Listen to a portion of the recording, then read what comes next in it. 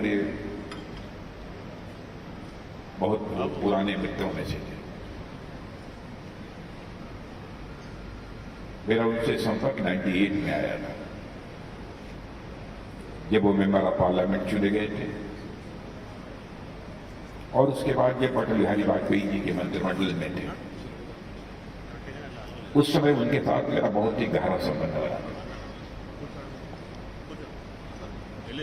आज के कुछ महीने पहले वो दिल्ली में जाकर मुझसे मिले भी थे।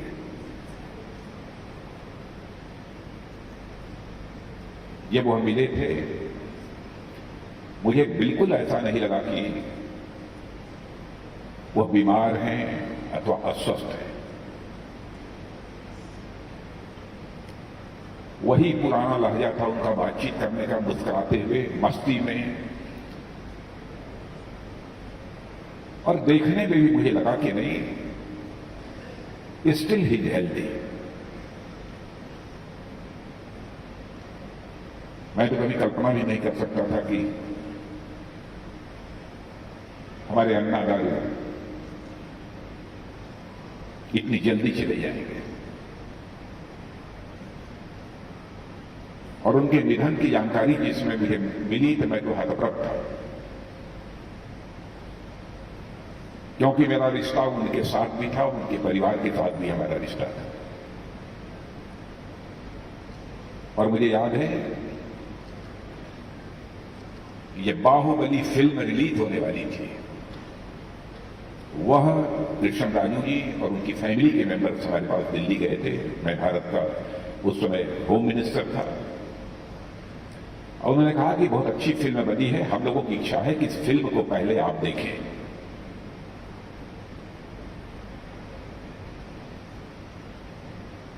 एक थिएटर था, उस थिएटर को मैंने मैसेज दिया, और उसके बाद उसी थिएटर में जाकर मेरी पूरी फैमिली, उनकी फैमिली और हमारी होम मिनिस्ट्री के जितने भी गवर्नमेंट ऑफिशियल्स थे, सबने जाकर वह फिल्म देखी और सबने उस बाहुबली फिल्म की सराहना की। मैंने इस हद तक का उनका लगाव था, उनको लगा कि यदि फिल्म अच्छी फिल्म बनी है तो एक बार हमारे भाई राजनाथ सिंह जी को उसको देखना चाहिए, इसलिए वो दिल्ली गए यह आग्रह करने के लिए। इतनी जल्दी वो हमारे बीच से चले जाएंगे, मुझे इस बात की कल्पना भी नहीं थी।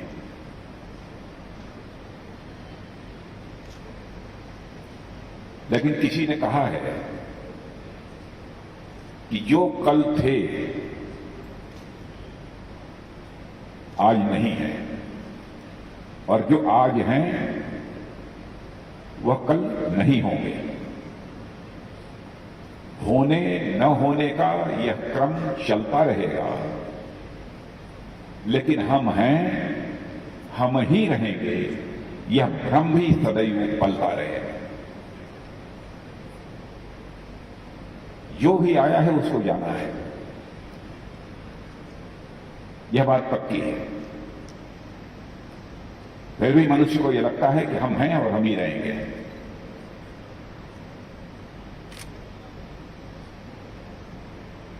लेकिन कृष्ण राजू जी के बारे में, उनका व्यक्तित्व कैसा था, मुझसे बेहतर आप लोग जानते हैं। मुझे बहुत अधिक विस्तार में जाकर उसे बताने की आवश्यकता नहीं है।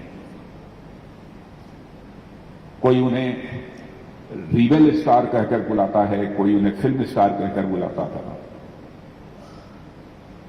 लेकिन हमारे लिए तो जैसा मैंने कहा, वह केवल अन्ना गारू है और इसके अतिरिक्त कुछ नहीं। और मैं मानता हूं फिल्म स्टार तो वे थे ही, एक फिलॉन्थ्रोपिस्ट थे, और साथ ही साथ एक ह्यूमैनिटेरियन के रूप में भी जमीन से जुड़े हुए मैंने बराबर कृष्ण राजू जी को पाया है। आसमान पर चमकना और जमीन पर लोगों से जुड़े रहना, यह वही व्यक्ति कर सकता है जिसका दिल बड़ा होगा। छोटे दिल का व्यक्ति इस काम को नहीं कर सकता। और यह चीज मैंने कृष्ण राजू जी में देखी थी। और रियल स्टार के रूप में तो वह दर्शकों का दिल जीत लेते थे। यह अद्भुत कला थी उनके अंदर। हमारी इतनी बातचीत होती रही, लेकिन मुझे यह नहीं मालूम था कि 180 से ज्यादा फिल्मों में उन्होंने काम किया है। मुझे जानकारी नहीं। उनकी डेथ के बारे में मैंने पूछा किसी से कितनी फिल्मों में काम किया, तो लोगों ने बताया कि साहब 180 से अधिक ज्यादा फिल्मों में उन्होंने काम किया। बहुत सारी सामाजिक, पारिवारिक और फिल्मों से लेकर ऐतिहासिक, पौराणिक फिल्मों में उन्होंने काम किया। हमारी इतनी नजदीकी थी, इतनी बातचीत थी, लेकिन इस प्रकार की फिल्मों में उन्होंने काम किया इसकी मुझे जानकारी नहीं थी।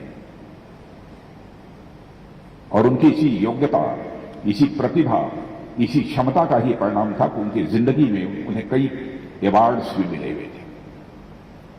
प्रेसिडेंट का भी अवार्ड मिला था, फिल्म फेयर पुरस्कार मिला था, नंदी पुरस्कार मिला था।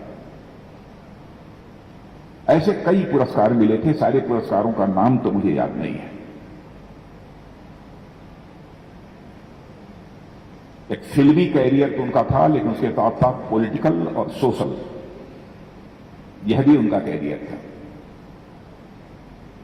आप लोग जानते हैं 2 बार वो मेंबर ऑफ पार्लियामेंट चुने गए। पार्लियामेंट में मैंने देखा कि व्हिप के रूप में भी उन्होंने अपनी जिम्मेदारी का निर्वाह किया। कई ऐसी पार्लियामेंट्री कमेटीज थी, जिन पार्लियामेंट्री कमेटीज में भी वो अपनी प्रभावी भूमिका का वो सदैव निर्वाह करते रहे। मुझे याद है एक बार गो हत्या, काउ स्लॉटर के विरोध में उन्होंने एक बिल पार्लियामेंट में पेश किया था, और उसके पहले किसी ने बिल इस प्रकार का पेश किया था तो आज के हमारे जो चीफ मिनिस्टर हैं उत्तर प्रदेश के, श्री योगी आदित्यनाथ जी ने किया था। और मुझे जहां तक याद है कि 2000 में उन्होंने काउ स्लॉटर पर बैन लगाने का यह बिल हाउस में पेश किया था। बहनों भाइयों, कृष्णराजू जी के बारे में जितना भी कहा जाए वह कम है। आप इसी से अनुमान लगा सकते हैं कि सारी व्यस्तताओं के बावजूद मुझे जब जानकारी मिली तो मैंने कहा कि मैं निश्चित रूप से अपनी संवेदना व्यक्त करने के लिए उनके परिवार से मिलूंगा और मैं हैदराबाद जाऊंगा।